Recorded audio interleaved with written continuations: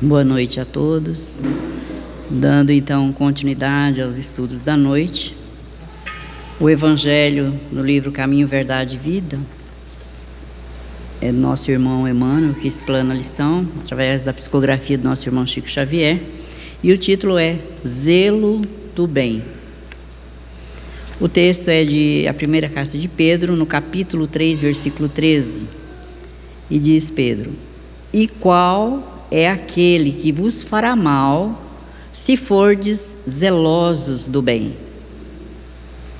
E Emmanuel então vai explanar para o nosso melhor entendimento esse pequeno texto do Evangelho.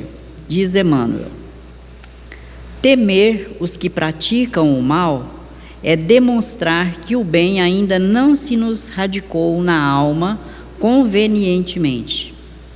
Então, termos medo, receio daqueles que praticam o mal, estamos demonstrando que o bem ainda não fixou em nós, da maneira desejável, em todas as situações. A interrogação de Pedro reveste-se de enorme sentido. Se existe sólido propósito do bem nos teus caminhos, se és cuidadoso em sua prática, quem mobilizará tamanho poder para anular as edificações de Deus? Uma pergunta que Emmanuel nos faz, né? Se temos esse propósito sólido, firme dentro de nós, para realizar o bem aonde quer que nós estejamos, se somos cuidadosos em colocar na prática os ensinamentos de Deus, as suas leis divinas que estão inscritos na nossa consciência, e quem vai ter esse poder, né, de anular ou acabar, eliminar as edificações ou as instruções de Deus para todos nós? Quem terá esse poder, né? Então a nossa vigilância, como disse o nosso irmão Marcelo, com o nosso pensamento, é importantíssima para realizarmos o bem sempre, aonde nós estivermos. Ainda somos daqueles que esperam fazer o bem se alguém nos faz o bem. Se não fez, a gente, não vou realizar, não, o outro não me fez. Quando precisei, não me ajudou. Mas e a nossa parte? Nós temos que fazer o bem pelo bem que o bem nos faz. Não esperar fazer o bem como troca, porque nós vamos ter da vida aquilo que nós damos à vida. E continua Emmanuel dizendo: o problema reside, entretanto, na necessidade de entendimento. Somos ainda incapazes de examinar todos os aspectos de uma questão, todos os entornos de uma paisagem. Então nós olhamos somente ao nosso redor, sem expandir o nosso olhar ao nosso redor. Aqueles que se encontram ao nosso lado ou um pouco mais distantes, ou seja, nós olhamos para as nossas próprias necessidades, as nossas próprias dificuldades, e esquecemos de observar e ver que o outro também tem dificuldade, que ele também tem necessidades, que os problemas que nos afligem também afligem o outro, né? Então, nós somos incapazes de fazer ainda essa autoanálise daquilo que nos rodeia, os contornos dessa paisagem, ou seja, quais os problemas que o outro está enfrentando. O que hoje nos parece a felicidade real, diz Emmanuel, pode ser amanhã cruel desengano, porque o nosso olhar ainda está centralizado somente ao nosso redor, só naquele instante. Mas e amanhã? Então, hoje o que eu acho que vai ser um bem, amanhã poderá ser o mal. Quantas vezes algo não acontece do jeito que queremos e planejamos, acontece diferente, e na hora nós reclamamos até de Deus, porque Deus se esqueceu de nós, não é?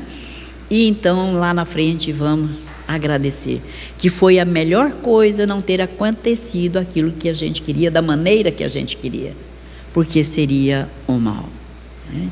Então, a necessidade da reflexão profunda, olhando não só em torno de nós, mas ao redor de nós, na extensão de onde estamos, é necessário.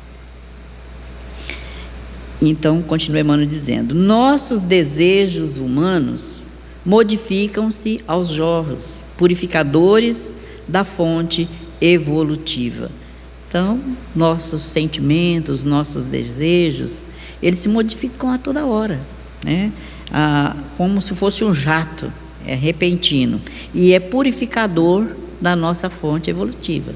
Então, a dor, o sofrimento, as dificuldades que surgem, os empecilhos no caminho, são provas necessárias, são lições educativas que a gente vai aprendendo. Dessa forma, eu não posso fazer mais. Se eu tivesse feito diferente, mas não fiz, então eu já sei como não devo fazer, não é?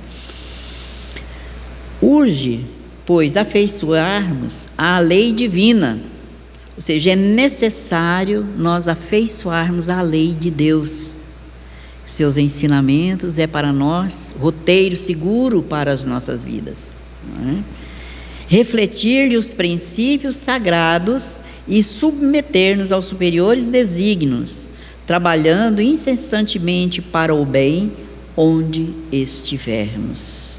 Então é necessário refletir nas nossas vidas, nos nossos atos, nas nossas atitudes, no nosso pensamento, né, as leis de Deus, que nos ensina que tudo que nós fizermos aos outros, a nós mesmos o fazemos.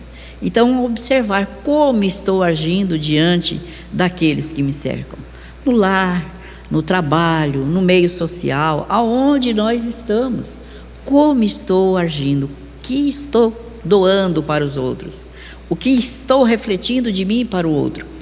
Porque tudo que nós fazemos somos observados. As pessoas nos conhecem pelas nossas atitudes, pelos nossos atos, pela nossa maneira de conversar, de expor as nossas ideias. As pessoas vão nos conhecendo, como nós também conhecemos os outros dessa forma. Passamos a analisar o comportamento do outro, também somos analisados. Então, daí a importância de refletirmos em nós, que já temos o conhecimento do Evangelho, refletir em todos os momentos a presença de Jesus em nós. Sermos reconhecidos como verdadeiros cristãos pela maneira que agimos, refletindo a presença de Deus, de Jesus em nossas vidas. Os melindres, diz Emmanuel, os melindres pessoais, as falsas necessidades, os preconceitos cristalizados operam muita vez a cegueira do espírito. Então nós melindramos-nos muito facilmente. A gente se magoa por qualquer coisa, fica melindrado por qualquer coisa. Deixa de conversar com os amigos, com os vizinhos e até dentro do nosso lar, com os nossos familiares. Alguma palavra que não nos soou bem, nós já nos melindramos, já ficamos magoados. E as nossas falsas necessidades também nos traz dificuldades, os preconceitos cristalizados, seja de qualquer natureza, operam, diz Emmanuel, a cegueira do nosso espírito. Então temos que aprender a olhar ao nosso redor os acontecimentos com o olhar de Jesus. Em nenhum momento nós vemos Jesus criticando, condenando a atitude de alguém. Mesmo sendo açoitado, criticado, condenado, em nenhum momento ele amaldiçoou. Os próprios companheiros que o abandonaram, ele não os criticou.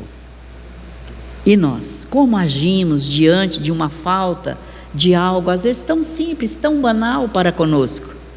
A gente já se fica melindrado, já se irrita, já cobra do outro aquilo que nem nós não conseguimos dar, que é a nossa compreensão. É ver por que talvez ele esqueceu de fazer algo que nós pedimos. Quanta coisa ele pode ter passado naquele momento em sua mente, ou outras tarefas. Mas não, nós chamamos a atenção, queremos tudo do nosso jeito, na hora que queremos e da maneira que nós queremos. Esquecemos o respeito mútuo aos nossos companheiros. E continua Emmanuel dizendo: procedem daí imensos desastres para todos os que guardam a intenção de fazer o bem, dando ouvidos, porém, ao personalismo inferior. Então, nós sempre queremos fazer o bem, mas nos deixamos levar pelo nosso personalismo. Tudo tem que ser do meu jeito, né? Quem cultiva a obediência ao Pai no coração, sabe encontrar as oportunidades de construir com o seu amor. Então, quem cultiva a obediência ao Pai, ou seja, as leis divinas, as leis de Deus que estão inscritas na nossa consciência, colocar em prática todos esses ensinamentos é roteiro para as nossas vidas, para iluminar os nossos sentimentos, o nosso viver diante de todos, né? Então, vamos aprender, então, a construir com amor tudo que nós almejamos. Os que alcançam, portanto, a compreensão legítima, não podem temer o mal. Então, quando nós compreendermos que somos todos irmãos, que estamos todos aqui para aprender a nos amar uns aos outros, que todos temos dificuldades a serem superadas, que todos temos oportunidades de evoluir espiritualmente, de fazer o bem sempre. Quando alcançarmos isso, não vamos mais temer o mal, porque o mal só faz mal àquele que pensa mal, né? Nunca se perdem na secura da exigência os que alcançam a compreensão legítima, nem nos desvios do sentimentalismo, ou seja, por qualquer coisa chora, é aquela pessoa emotiva, não vai perder tempo, né, com esses sentimentos. Para essas almas, diz Emmanuel, que encontraram no íntimo de si o prazer de servir sem indagar os insucessos, as provas, as enfermidades e os obstáculos, são simplesmente novas decisões das forças divinas relativamente à tarefa que lhes dizem respeito, destinadas a conduzi-las para a vida maior.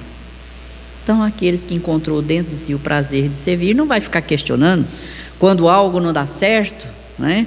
Quando há algum insucesso, alguma derrota que acontece, ou as provas que realmente são provas muitas vezes muito difíceis, mas necessárias. Aqui estamos numa escola, o planeta Terra é uma escola. No nosso currículo da escolar, aprendermos a ler, escrever, nós passamos por provas todo ano para avaliar o nosso aprendizado. Assim também as provas do nosso dia a dia. Como vou saber se eu já conquistei dentro de mim a paciência, se eu não for testado nela? Só no momento em que alguém vier falar comigo algo que, se eu não gostei, aí sim vou saber se eu vou agir de maneira equilibrada ou se eu já vou responder de maneira, né, mais contundente. É a prova difícil. Todos temos provas difíceis. E as enfermidades? Muitas vezes ficamos questionando, por que eu? E o outro? Não é o irmão igual a mim? Por que eu não posso sofrer uma enfermidade? Mas nós questionamos, por que passar por essa prova tão difícil? E os obstáculos do caminho, né? As dificuldades, os impedimentos para realizar algumas tarefas. E nós então ficamos questionando, ao invés de silenciarmos a nossa voz e buscar o auxílio do nosso Pai, que não nos abandona em nenhum momento, né? A inspiração dos nossos benfeitores, que estão aí junto de nós o tempo todo. Quando nós o convidamos a estar perto de nós, eles se aproximam, nos inspiram, nos auxiliam. E aí então nós vamos realizando as nossas tarefas divinas para a vida maior. Aqui estamos no aprendizado e vamos saber se aprendemos quando sairmos do corpo. Será que eu consegui realizar a minha tarefa?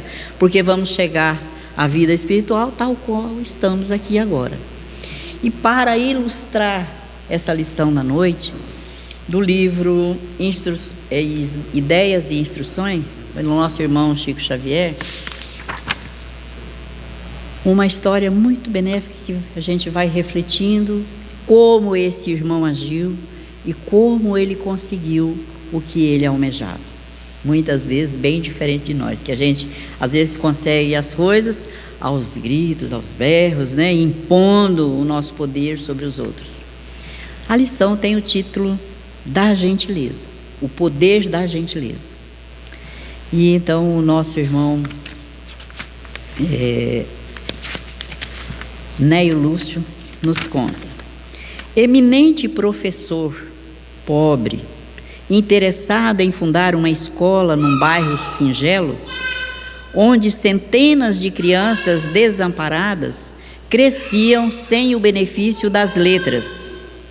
Foi recebido pelo prefeito da cidade, que lhe disse imperativamente, depois de ouvir-lhe o plano: a lei e a bondade nem sempre podem estarem juntas. Organize uma casa e autorizaremos a providência. Mas, doutor, não dispomos de recursos, considerou o benfeitor dos meninos desprotegidos.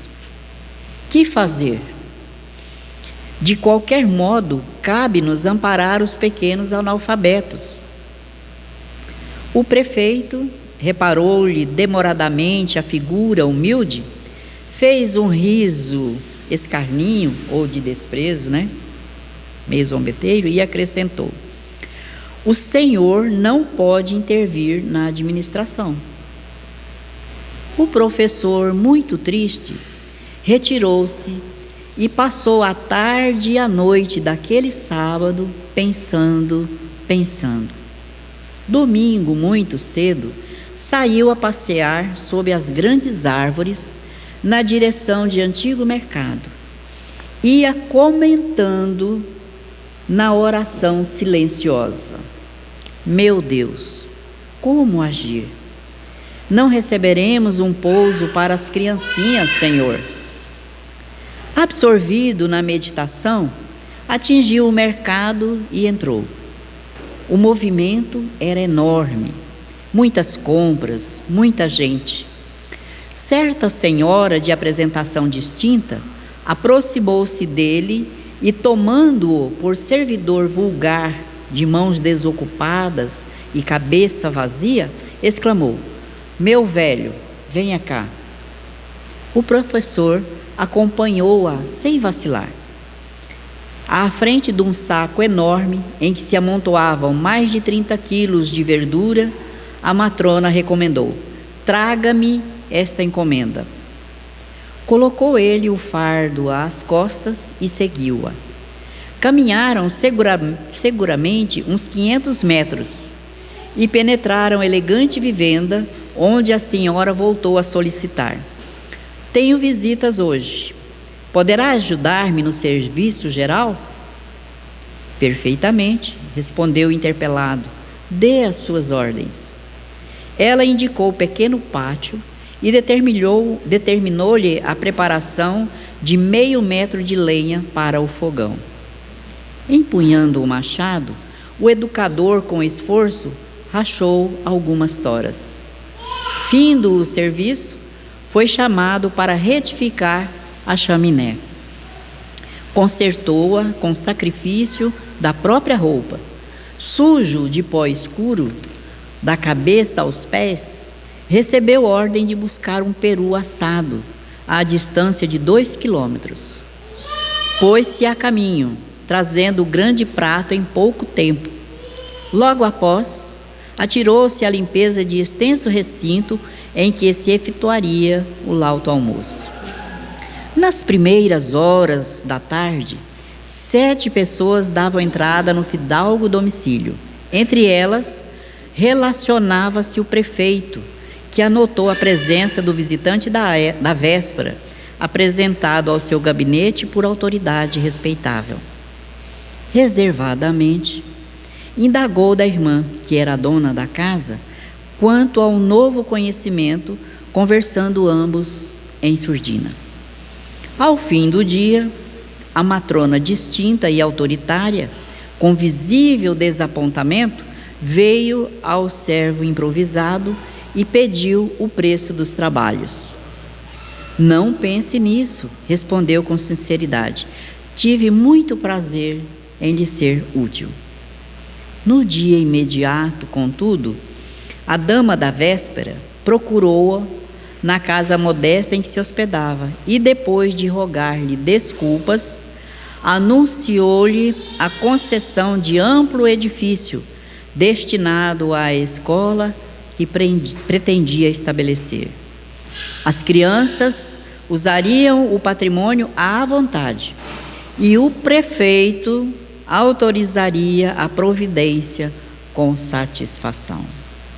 Deixando transparecer nos olhos úmidos a alegria e o reconhecimento que lhe reinavam na alma, o professor agradeceu e beijou-lhe as mãos respeitoso. A bondade dele vencera os impedimentos legais. O exemplo é mais vigoroso que a argumentação. A gentileza está revestida em toda parte de glorioso poder. Então, meus irmãos, essa lição nos traz reflexão profundas, lições para as nossas vidas, no nosso comportamento diário, aonde nós estamos, no seio familiar, no seio social, no nosso ambiente de trabalho, na nossa vizinhança, no nosso bairro, na nossa comunidade, enfim. Como nos comportamos diante de certas atitudes e como nos comportamos conosco, as nossas atitudes diante dos outros. Porque não é analisar o comportamento do outro, é analisar o nosso comportamento, as nossas atitudes.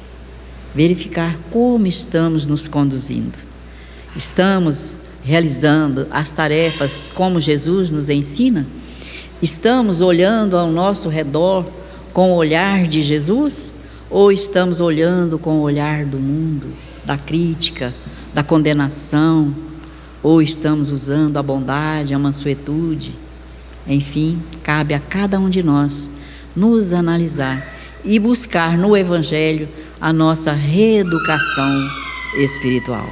Que Jesus nos abençoe e nos envolva a todos com a sua doce paz, envolvendo-nos a todos que aqui nos encontramos, encarnados e desencarnados, que possamos, Senhor, levar conosco essas energias amorosas que emanam do seu coração bondoso e de todos os nossos amigos espirituais aqui presentes, retornando aos nossos lares, possamos levar essas energias amorosas envolvendo todos que lá se encontram. Que a tua paz, Jesus, permaneça conosco, amparando e abençoando-nos a todos, hoje, agora e sempre. Que assim seja.